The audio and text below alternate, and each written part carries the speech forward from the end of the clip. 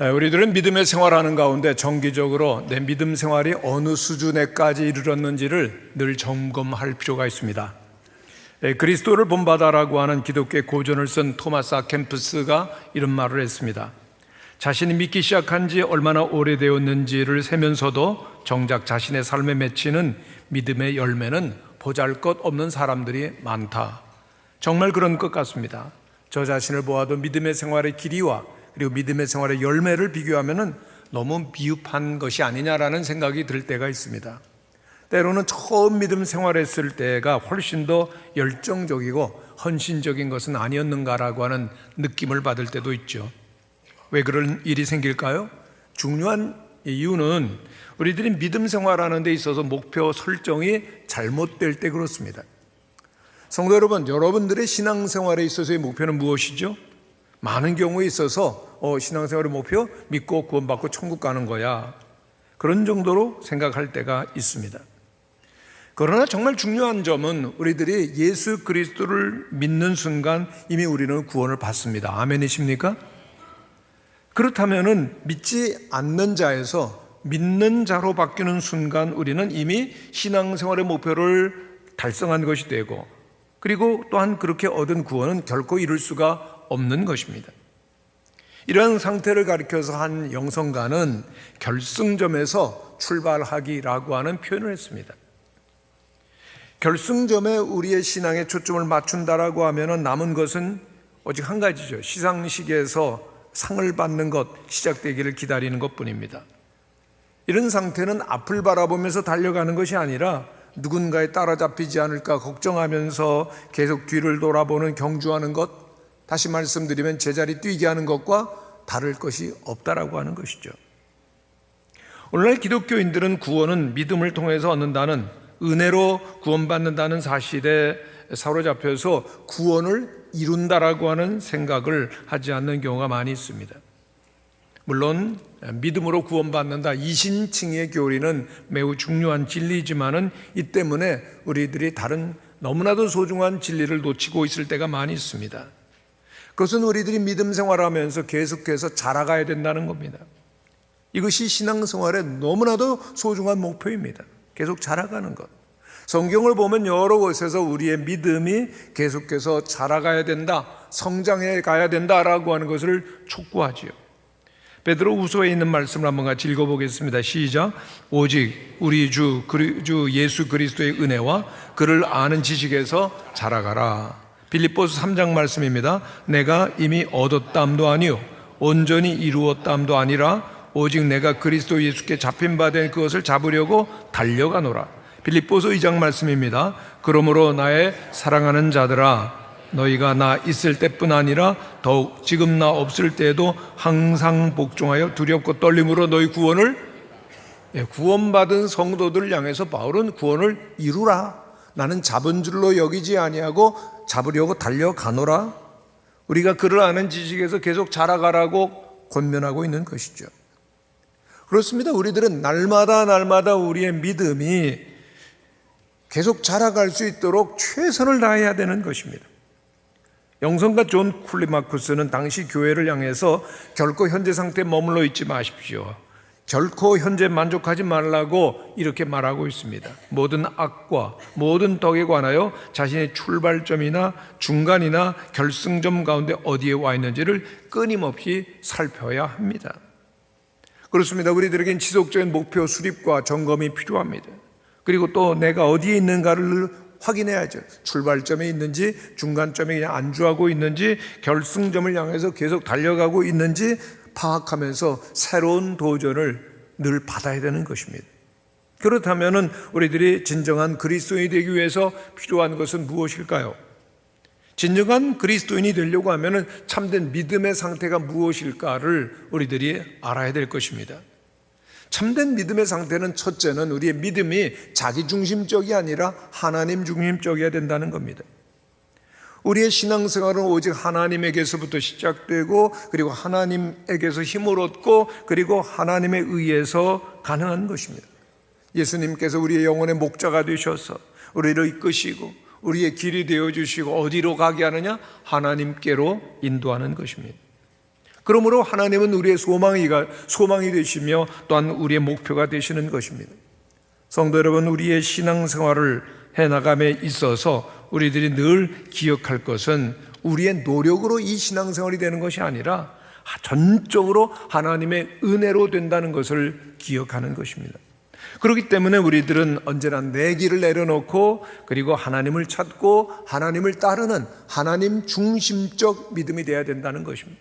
두 번째, 진정한 믿음은 체험만이 아니라 진리의 말씀을 더욱더 깊이 아는 것입니다. 즉 어떤 신비하고 새로운 영적인 경험을 하는 것이 진정한 믿음이 아니라 말씀을 통해서 하나님을 바르게 알아가는 것이 참 믿음이라고 하는 것이죠. 세 번째, 진정한 믿음은 언제나 자기 중심적이 아니라 하나님 다음 이웃 중심이 되어야 된다는 것입니다. 하나님을 알고 하나님을 사랑하는 것 다음의 목표는 이웃을 사랑하고 그리고 이웃과 함께 살아가는, 이웃과 함께 우리의 믿음을 나누고 삶을 나누고 함께 이웃과 지낼 줄 아는 것이 진정한 믿음의 상태가 되는 것입니다. 그리스도인이란 변화시키는 사람입니다. 한번 따라하시기를 바랍니다. 나는 변화시키는 사람입니다. 우리가 그럼 뭘 변화시키느냐? 먼저 납니다. 여러분, 우리가 교회 생활하면서 뭐가 변화됩니까? 우리의 말이 변화되고 삶이 변화되고 있습니까? 그래야 됩니다. 그리고 나서 내가 변화되고 우리들이 이웃을 사랑하고 섬기며 그리고 또한 이웃들을 함께하는 가운데 그들이 변화하도록 하는, 변화시키는 사람이 우리 그리스도인입니다. 다시 말씀드리면 우리 그리스도인들은 머리이신 그리스도 예수의 몸된 교회 안에서 서로 함께하면서 섬기고 사랑하며 교회를 중심으로 살아가야 된다는 겁니다. 그러므로 우리의 믿음의 생활에 있어서 교회가 얼마나 소중한지요. 신학자 폴 틸리히는 교회의 필요성에 대해서 이렇게 말했습니다. 교회를 떠나서 기독교를 생각할 수 없습니다. 비록 교회에 문제가 많다 할지라도 기독교가 교회를 떠나서 존재할 수는 없습니다. 왜 그럴까요? 왜 교회 중심적이어야 됩니까? 우리 모든 사람들의 궁극적인 관심은 하나님께 나가는 것, 하나님께 예배드리는 것입니다. 하나님을 만나야 되고 그리고 하나님께 예배하는 것이 우리의 인간의 본연의 모습인데 그 예배는 교회를 통해서 오늘 이것처럼 이루어지기 때문에 교회는 우리에게 절대적으로 필요한 것입니다. 또한 교회를 통하여서 복음이 전파되죠. 복음이 선포되고 복음을 듣고 하는 이 모든 일들이 교회에서 이루어지기 때문에 교회가 필요한 것입니다. 또한 기독교는 사랑의 종교이지요. 근데 사랑이라고 하는 것은 대상이 있어야 되는 것입니다. 교회 안에서 우리가 서로 만나며 사랑을 주고 받고 예수님의 사랑을 체험할 수 있기 때문에 교회가 중요한 것입니다. 필요한 것입니다. 오늘 본문에 있는 말씀은 이 교회가 어떤 것인가, 교회 본질을 잘 보여주는데 첫 번째로 교회의 본질은 예수님의 십자가를 통해서만 교회에 속하게 되고 하나님의 자녀가 된다는 것입니다. 오늘 16절 말씀을 같이 한번 읽어보겠습니다. 시작. 또 십자가로 이 둘을 한 몸으로 하나님과 화목하게 하려 하심이라 원수된 것을 십자가로 소멸하시고 그랬습니다. 여기 이 둘은 유대인과 이방인, 절대로 하나 될 수 없는 그러한 그 민족 간의 장벽을 말하는 것인데 십자가로 그 모든 원수된 것을 소멸하고 하나가 되었다는 것입니다. 그렇게 하나가 된 성도들이 하나님의 교회를 이룬다는 것이죠.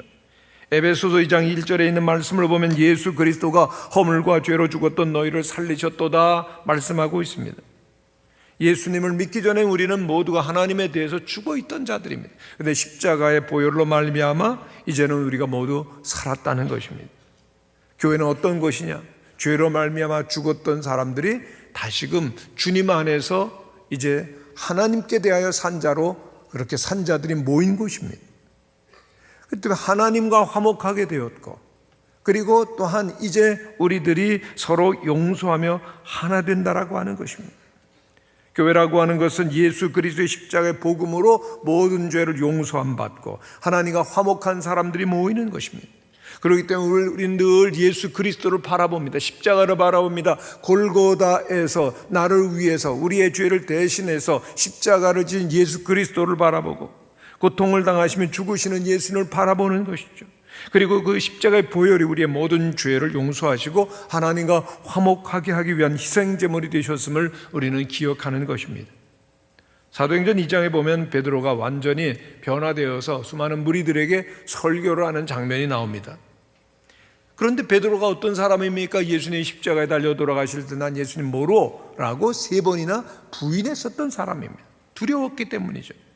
그러나 예수님께서 부활하시고 그리고 그 마음속에 성령께서 임하시니까 베드로가 완전히 변화되겠네요.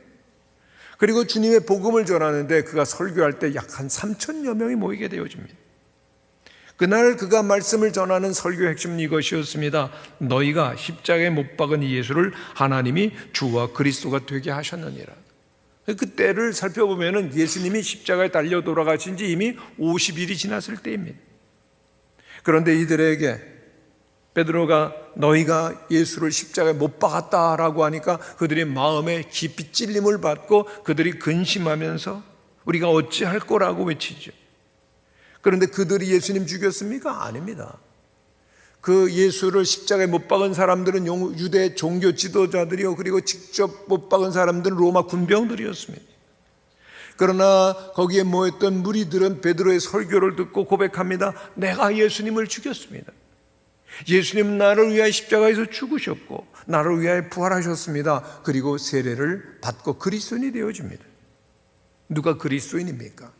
예전에 그 십자가의 사건이 나의 사건으로 받아들여지는 자. 내가 예수님의 십자가에 못 박았다. 그런데 예수님께서 나를 위하여서 피 흘리시고 모든 죄를 사하시고 그리고 구하셨다. 그 예수를 믿는 것이 구원이고 그리고 그리스도인이 되어지는 것입니다. 그러면 신앙생활은 날마다 새롭게 출발되어야 됩니다. 성도 여러분, 우리가 얼마나 교회를 오래 다녔느냐, 그것이 그리스도인인지 아닌지를 결정짓는 것이 아닙니다. 예수님을 나의 구주로 영접할 때 진정한 그리스도인이 되는 것입니다. 아멘이십니까? 예수님이 내 마음에 계셔야, 내가 예수님을 믿어야 십자가를 바라볼 때 진정한 그리스도인으로 새로운 출발을 하게 되어지고 하나님의 말씀이 성령을 통해서 그를 지배하게 되는 줄로 믿습니다. 십자가 사건을 나의 사건으로 받아들이고 진정 나는 죽고 예수로 사는 세례를 받고 그리고 그가 그리스도의 사람이 되어지며 교회 일원이 되는 것이죠. 오늘 중요한 것, 우리 그리스도에 항상 예수 십자가가 있어야 된다는 것입니다. 어느 신문기자가 구세군의 창시자였던 윌리엄 부스에게 다가가서 미래를 질문했습니다. 이제 오는 미래에서 가장 큰 위험이 무엇입니까? 대답하죠. 예, 교회가 세상에서 중생 없는 용서를 말하는 철학적 기독교와 그리스도 없는 기독교를 소개하는 것이요, 성령 없는 종교, 하나님 없는 정치, 지옥 없는 천국을 소개하는 것입니다. 성도 여러분, 진정한 교회의 근본은 오직 한 분 예수 그리스도에게 있습니다. 교회의 머리는 그리스도시고 그리고 교회는 그리스도의 몸입니다. 성도 여러분, 오늘 우리들이 교회 나오는 목적이 어디 있습니까?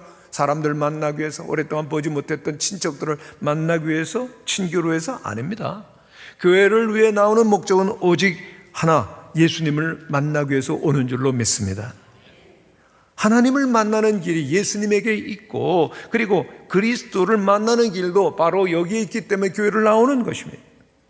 오늘 우리들이 신앙생활하는 가운데 가장 중요한 것, 교회의 근본은 오직 한 분 예수 그리스도, 십자가에서 나를 위해 죽으시고 부활하신 살아계신 예수님께 있음을 기억하시는 모든 성도들이 되시기를 간절히 축원합니다. 두 번째로 교회 본질은 우리 서로가 예수님의 교회에 소속된 지체이게 될 때 진정한 교회가 된다라고 하는 것이죠. 오늘 20절 말씀 같이 읽겠습니다. 시작. 너희는 사도들과 선지자들의 터 위에 세우심을 입은 자라. 그리스도 예수께서 친히 모퉁이 돌이 되셨느니라. 교회라고 하는 것을 건물과 비유를 해보면 모든 건물엔 기초가 있죠. 모퉁이 돌이 있습니다. 우리 교회도 여러분 본당 입구 우편에 보면 모퉁이 돌이 있습니다. 그런데 우리 교회의 모퉁이 돌은 예수님이라는 것이죠. 그리고 우리들은 예수님을 중심으로 서로가 연결되어 있다는 것입니다. 그렇기 때문에 우리 모두가 예수님 안에서 연결된 지체임을 늘 인식하셔야 됩니다. 우리는 모두 하나라고 하는 것입니다. 아멘이십니까? 우리 모두 하나입니다. 여러분, 모든 세상의 교회가 교단이 다르고 교파가 다르다 할지라도 하나인 것입니다. 함께 가는 것입니다. 교회 안에서도 우리들이 모두가 언제나 하나입니다, 서로 지체입니다라고 하는 의식이 있을 때 함께 교회를 섬기며 함께 교회를 이루어가는 것입니다. 우리들이 하나라고 하는 지체의식이 없게 되면 옆에 있는 성도를 보고도 아이 귀찮은 사람 와 있네, 보기 싫은 사람 또 옆에 있네, 이런 생각을 하게 되는 것입니다. 그렇게 생각하면 교회는 막 정말 문제의 덩어리로 화하게 되는 것이죠. 성도 여러분, 우리들이 예수님을 믿는다고 고백하는 순간 성령으로 말미암아 우리 모두가 그리스도의 몸을 이루는 주님의 지체가 되는 뗄래야 뗄 수 없는 하나임을 믿는 성도들이 되시기를 바랍니다. 옆에 있는 분을 보시면서 우리는 하나입니다 고백하시기를 바랍니다. 여러분, 하나이십니까? 정말 우리 모든 성도들이 하나임을 알 때 주님의 교회를 이루어가는 것입니다. 사도 바울은 오늘 본문 19절에서 강조합니다. 한번 같이 읽겠습니다. 시작. 그러므로 이제부터 너희는 외인도 아니요 나그네도 아니요 오직 성도들과 동일한 시민이요 하나님의 권석이라. 외인이라고 하는 말은 유대인과 비교한 이방인을 말하는 것입니다. 나그네가 아니라고 하는 말은 손님이 아니라는 말입니다. 성도 여러분, 모든 그리스도인들은 예수 그리스도로 말미암아 성도들과 동일한 천국 시민이요 거룩한 하나님의 백성이 되었다는 말입니다. 외인이 아니다, 나그네가 아니다. 그 누구도 천국에 있어서 외국인이 아니고 그 누구도 교회에 있어서 손님이 아니라는 얘기입니다. 오늘 여기 교회 와 있는 분 가운데 나 교회 손님인데, 그런 분은 절대로 아닙니다. 우리 모두는 교회의 주인공들입니다. 주님의 몸된 교회를 이룬 한 분 한 분이 하나님의 백성인 것입니다. 우리가 이 그리스도의 몸된 교회 안에 있는 성도가 되었는데, 이 성도를 가리켜서 권석이라고 말하고 있습니다. 이 권석이라고 하는 말은 헬라 원어를 보면 오이케오스라고 하는 단어를 쓰는데, 그 말은 오이코스, 곧 집에서 유래된 말입니다. 우리 성도들은 권석이다, 즉 한 식구라는 말입니다. 그 집은 건물이나 그 어떤 그 외형적인 것이 아니라 가정과 가문을 말하는 것이죠. 참으로 우리들이 가족이라고 하는 개념은 너무 소중합니다. 우리 교회에서도 가족이 되었다, 권속이 되었다 말하고 있는데, 이 가족은 세상에서 가장 깊은 관계라고 말하죠. 그러나 깊은 관계라고 하는 표현을 넘어서서 이 가족은 정말 영영 끊을 수 없는 관계입니다. 왜요? 혈연으로, 피로 맺어졌기 때문에 그렇습니다.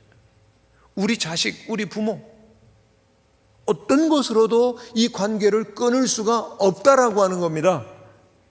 그런데 하나님과 성도의 관계도 마찬가지. 예수 그리스도께서 우리를 위하여 주님께서 십자가에서 피 흘리시고 이 하나님과 성도의 관계가 이루어진 것입니다. 끊어질 수 없는 관계입니다. 성도 여러분, 우리 모두는 예수 그리스도를 우리의 주로 고백합니다. 믿습니까? 그리스도는 어떤 분이십니까? 2000년 전 역사 속에 있었던 예수? 아닙니다. 십자가에서 죽으시고 부활하시고 지금도 승천하셔서 앞으로 재림하실 하나님이십니다. 살아계신 예수 그리스도를 우리들이 믿고 있습니다. 현재 오늘도 살아계신 주님의 보좌 우편에 계신 영광스러운 우리 하나님으로 예수님을 믿는 자들이 모인 곳이 바로 하나님의 교회가 되는 것입니다. 우리 교회는 하나님께서 세우셨고 하나님이 지키시는 교회입니다. 믿습니까? 그런데 교회에 문제가 있습니까? 없습니까? 어떤 분의 표정이요, 눈을 크게 뜨면서 있어도 너무 많아요, 그런 표정을 짓는데 맞습니다. 근데 왜 교회가 문제가 있느냐? 문제 많은 사람이 모이기 때문이죠. 교회가 연약하다라고 하는 것은 교회 연약성 때문이 아니라 거기에 연약한 사람들이 모이고 있기 때문입니다. 교회에 흠이 많고 부족함이 있다라고 하는 것은 우리 모든 사람들이 부족하고 그리고 또한 허물이 많기 때문이죠. 그러나 기억할 것이 있습니다. 교회가 연약함에도 불구하고 교회는 거룩한 하나님의 공동체입니다. 왜 그래요? 우리 여기 모인 우리들이 거룩하기 때문이 아니라 우리들이 모일 때 우리 가운데 우리를 거룩하게 만드시는 성령님께서 함께 계시기 때문입니다. 우리들은 부족하고 허물이 많습니다만 계속해서 우리를 거룩하고 온전하게 만들어 주시는 예수 그리스도의 보혈의 능력이 이 가운데 역사하고 계시기 때문입니다. 그리스도의 보혈의 공로로 우리들은 용서받았습니다. 믿습니까? 우리가 용서받았다면 우리들 가운데 용서하지 못할 사람 누가 있습니까? 화해하지 못할 사람 누가 있어요? 누구의 강요가 아니라 우리들이 먼저 손을 내밀면서 용서하며 화목하는 곳, 곧 교회인 것입니다. 마태복음 6장 14절 15절에 이런 말씀이 있습니다. 한번 같이 읽죠. 시작. 너희가 사람의 잘못을 용서하면 너희 하늘 아버지께서도 너희 잘못을 용서하시려니와 너희가 사람의 잘못을 용서하지 아니하면 너희 아버지께서도 너희 잘못을 용서하지 아니하시리라. 용서하라는 겁니다. 우리가 용서하지 못하면 하나님 우리의 죄를 용서하지 아니하신다. 용서하는 자만이 하나님의 자녀가 되고 교회가 된다는 것이죠. 우리가 잘 아는 코리텐붐 여사는 유대인이었습니다. 나치 수용소에서 많은 고통을 받았는데 특별히 그의 언니가 그가 보는 앞에서 독일군에 의해서 사살을 당하죠. 전쟁이 끝나고 그가 복음을 전하기 위해서 독일 교회들을 방문합니다. 어느 날 다 설교를 마치고 이제 성도들과 인사를 하는데 그 눈앞에 놀라운 한 사람이 다가오는 모습을 발견하고 코리텐붐 여사는 그 자리에서 얼어붙어 버렸어요. 왜냐하면 부계를 마치고 이제 그 사람들이 막 나와서 인사를 하려고 하는데 이 코리텐붐 여사의 눈에 자기 언니를 잔인하게 학살한 독일 군인을 보았기 때문에 그는 코리텐붐을 몰랐어요. 자기가 죽인 여자의 동생이라고 하는 사실을 까마득하게 모르는 이 사람은 그저 이 은혜 받았습니다, 오늘 말씀이 참으로 복되었습니다라고 인사를 하기 위해서 지금 자기에게 다가오고 있는 겁니다. 코리텐붐은 이르기에 그 상황을 이렇게 썼습니다. 나는 그때 외쳤습니다. 하나님 안 돼요. 하나님 안 돼요. 저 인간만은 제가 악수할 수가 없어요. 저 인간만은 용서할 수가 없습니다. 사람들이 점점 다가오는데 한 사람 악수를 하는데 진땀이 흐르기 시작합니다. 그는 속에서 이렇게 말합니다. 주님께서 그의 속에서 이렇게 말씀하셔요. 용서하라. 일기에 또 이렇게 썼습니다. 주님, 저는 도저히 못합니다. 그때 하나님께서 저에게 이런 말씀을 해주셨습니다. 내가 지금 너에게 요구하고 있는 것은 내가 용서할 수 있는가 없는가를 묻는 것이 아니라 용서하라는 것이다. 명령이었던 것이죠. 그것이 하나님의 명령임을 깨닫고 마침내 코리텐붐은 그 사람이 앞에 왔을 때 악수를 하고 그를 안아주었습니다. 놀라운 일이 생겼는데요. 놀라운 마음이 일어나는데 도저히 할 수 없다고 생각했던 용서가 그의 그 품을 껴안는 순간 봄는 녹듯이 녹아버린 것입니다. 그래서 그 코리텐붐 여사는 자기의 일기 가운데 이렇게 기록하고 있습니다. 순종이 중요합니다. 용서할 수 있느냐 없느냐가 아니라 순종의 삶이 우리를 성령 충만하게 할 수 있습니다. 하나님의 사랑으로 용서받았기 때문에 용서하는 것, 그것이 교회인 줄로 믿습니다. 난 저 사람 절대로 용서 못해. 주님에게서 스스로 떨어지겠다는 얘기입니다. 주님의 용서를 내가 거부하겠다는 것입니다. 용서하는 곳, 그곳에 교회가 있는 것입니다. 교회에서 가장 중요한 것은 모퉁이 돌이죠. 예수님이십니다. 모퉁이 돌에서 옆으로 앞으로 위로 연결시키는 그 모퉁이 돌이 바로 예수님. 우리 교회의 모퉁이 돌 예수님이십니다. 할렐루야. 우리 모두가 예수님께 연결되는 것입니다.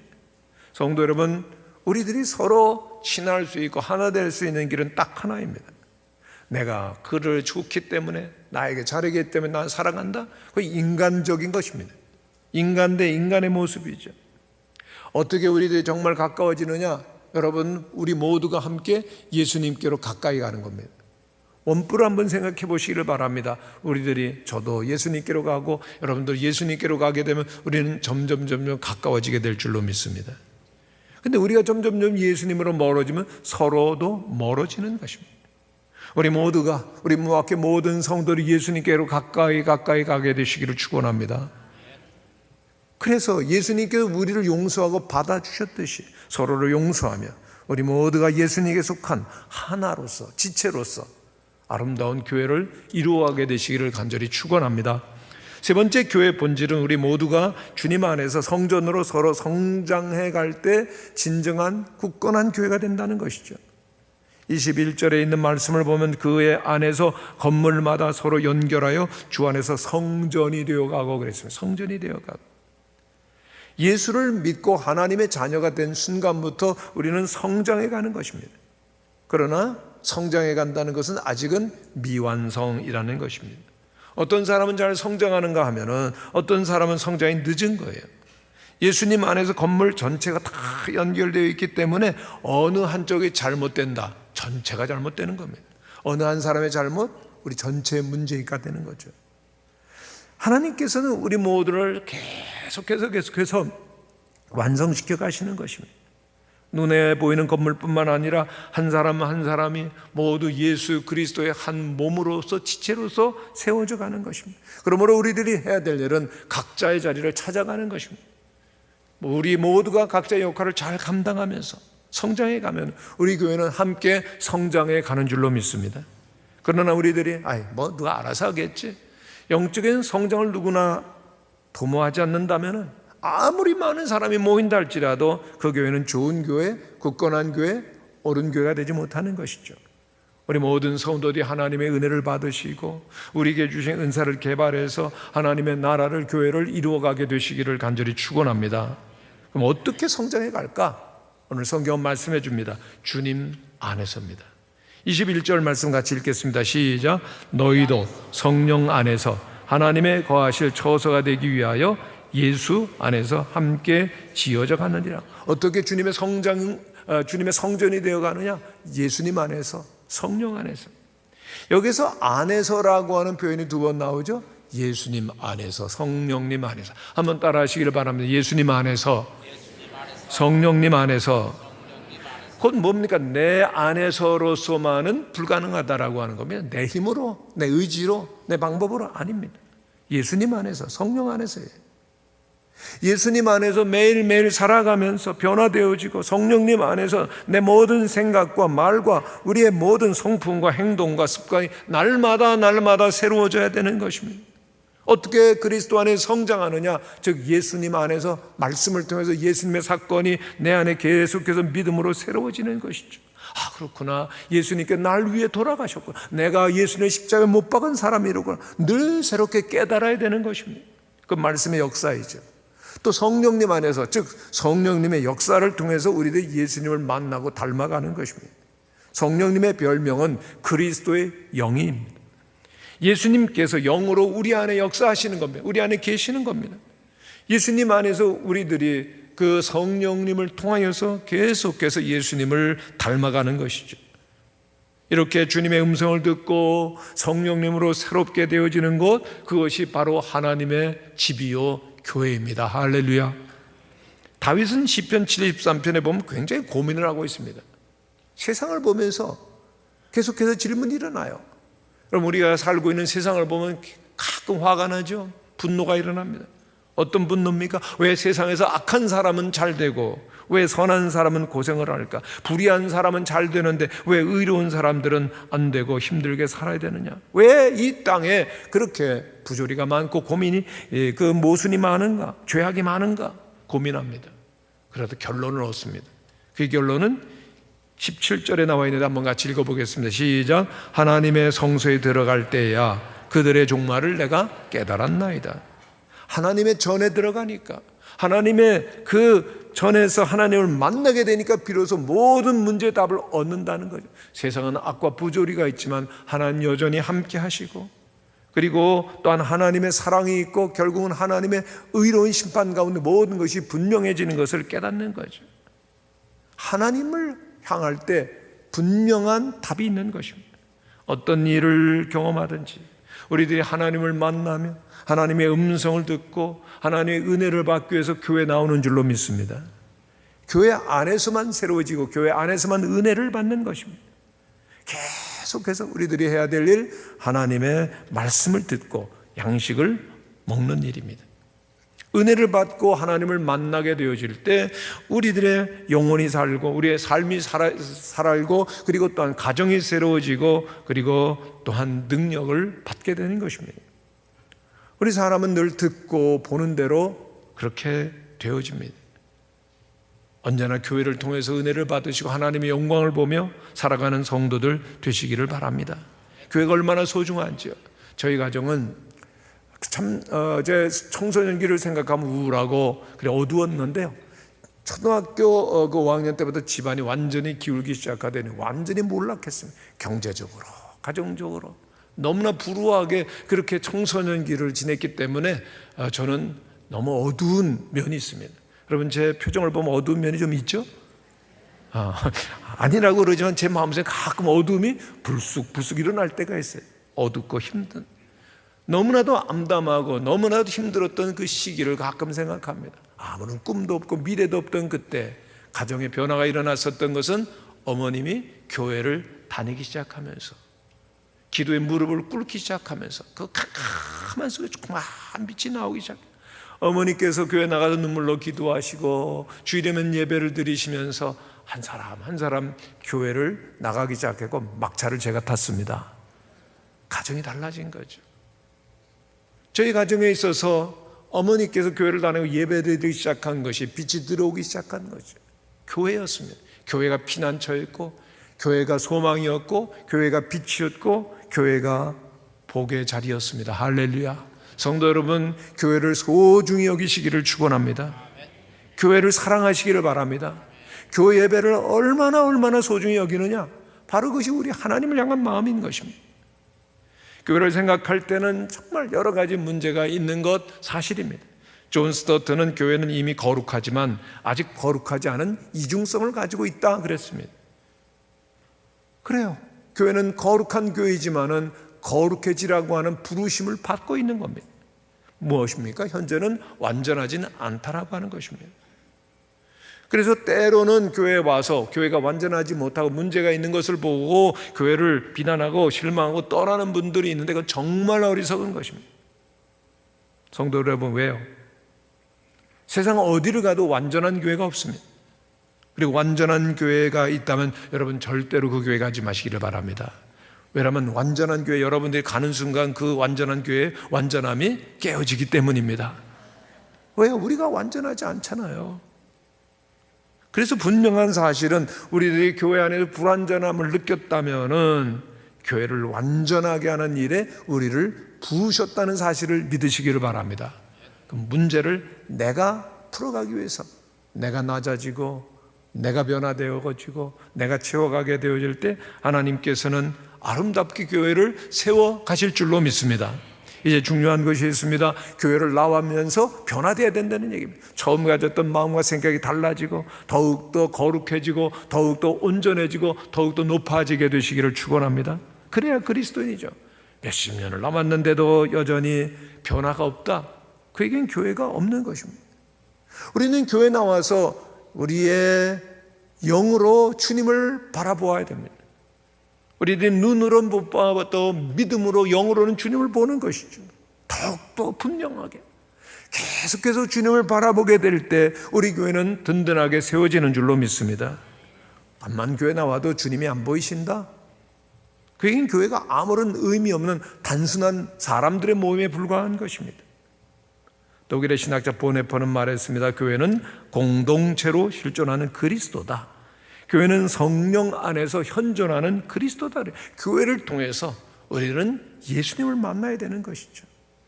교회를 통해서 예수님을 만나고 은혜 받고 말씀을 듣고 우리들은 계속해서 자라가는 것입니다. 꾸준히 자라가는 것입니다.